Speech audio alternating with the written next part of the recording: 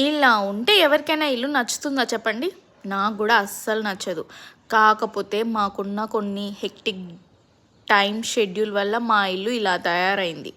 So, ఇంక నాకు కొద్దిసేపు తీరిక దొరికిందా, వెంటనే ఈ రూమ్‌ని నేను రెడీ చేసేయాలి. లేకపోతే నా వల్ల కాదని చెప్పేసి గబ్బా చేసేసాను చూసారా? ఇంత చిక నేను వర్క్ చేస్తే ఎంత బావుంటుందో అనిపిచ్చింది ఈ వీడియో చూసిన తర్వాత.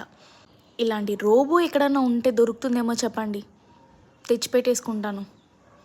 ఇంకా ఇంత నీట్‌గా మడతేసి అన్నీ చేసేసిన తర్వాత ఇంక మా పాపను కూడా పిలిచేసి గబ్బా బెడ్‌షీట్ వేసేసాను. ఇంకా చూసారా ఆ రూమ్ అయితే ఎంత ఫ్రెష్‌గా ఉందో, ఆ ఫీలే వేరండి. చెప్పలేను అసలు చెప్తున్నా.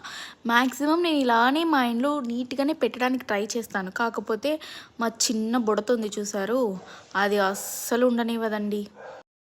మార్నింగ్ లేవగానే అన్నీ చకచకా నీట్‌గా చేసేస్తాము.